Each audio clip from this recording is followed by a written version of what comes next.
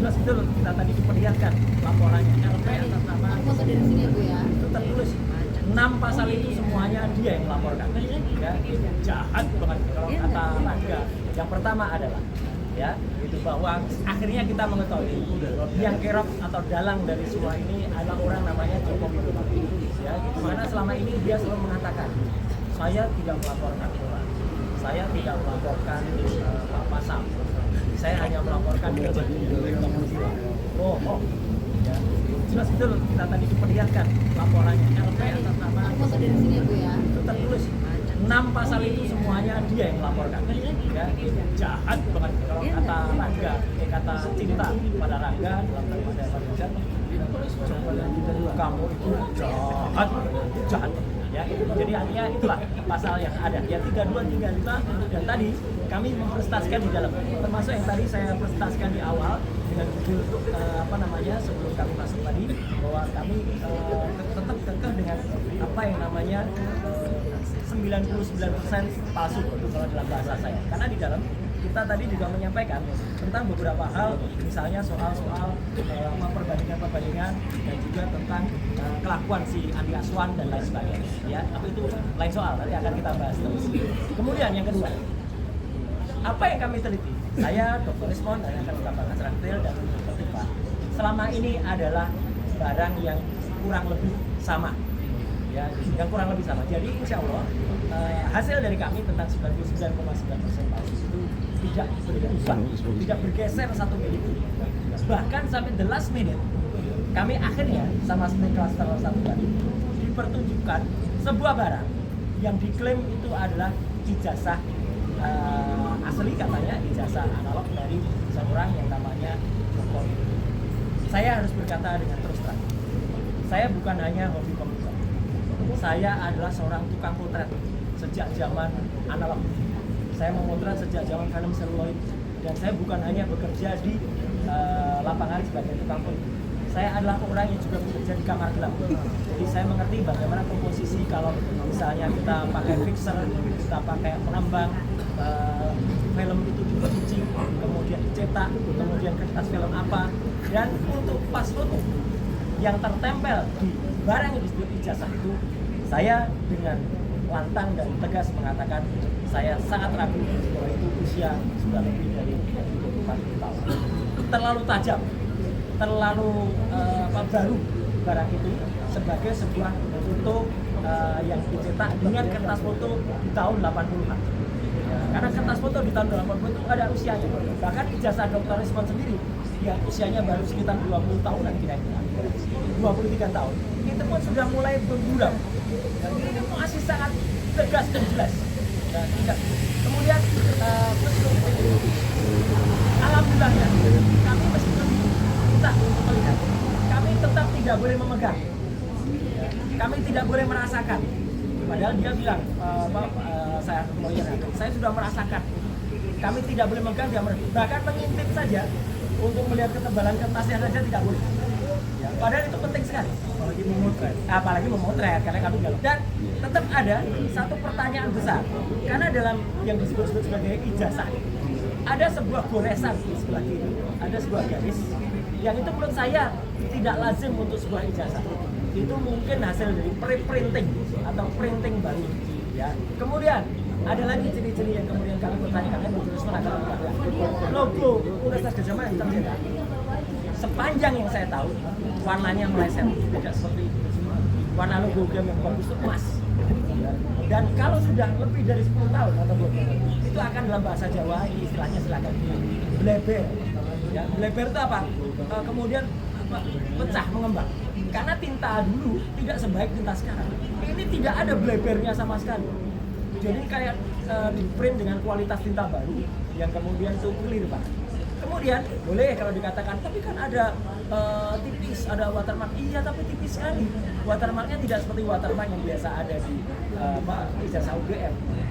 Embossnya juga tidak. Saya mau memegang embossnya nggak boleh. Padahal kalau emboss yang kita pegang, kita akan bisa tahu itu emboss beneran atau citra atau gambar seolah-olah emboss. Kan banyak itu. Regel-regel sekarang banyak yang print seolah-olah emboss, tapi tidak kan. Nah, kemudian nanti mungkin Dr. Rismon akan menerangkan kalau ada juga. Karena dalam ijazah itu juga Kan ada dua tipe pencetakan, logo dulu baru tulisan, atau tulisan dulu baru logo.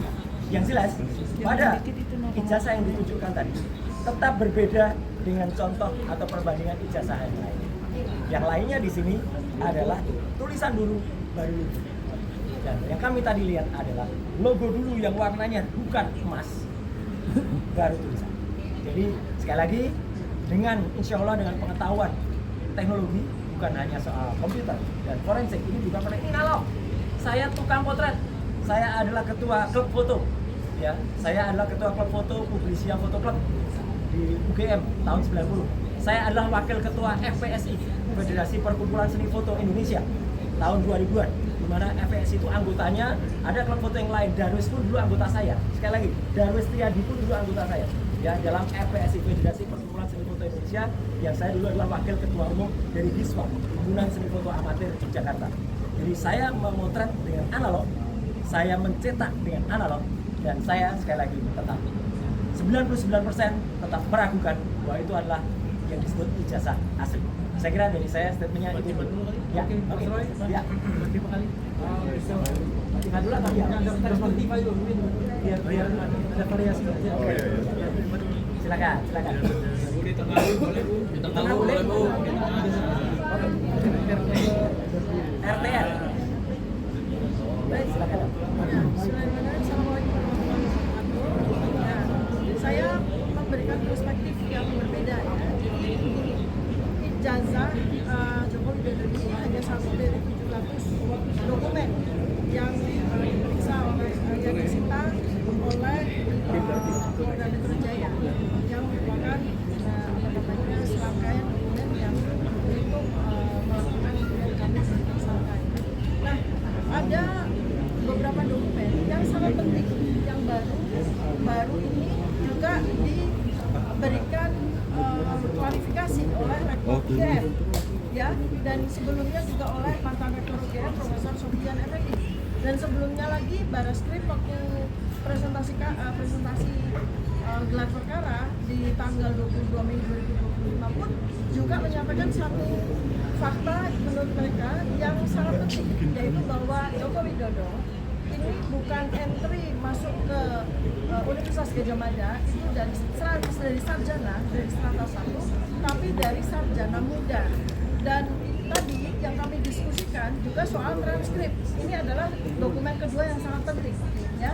Sebagaimana yang kita semua lihat bahwa transkrip nilai Joko Widodo yang disampaikan oleh Barreskrim itu transkrip nilai yang cacat karena tidak lengkap dan tidak sesuai dengan transkrip nilai dari Fakultas Kehutanan UGM di era tahun 1985. Kebetulan kami bertiga punya spesimen, ya, punya spesimen transkrip nilai Fakultas Kehutanan UGM keluaran tahun 1985 yang sangat berbeda dengan transkrip nilai yang disita oleh kepolisian, ya, dan ini bisa kami buktikan nanti bahwa transkrip nilai keduanya itu betul-betul sangat berbeda.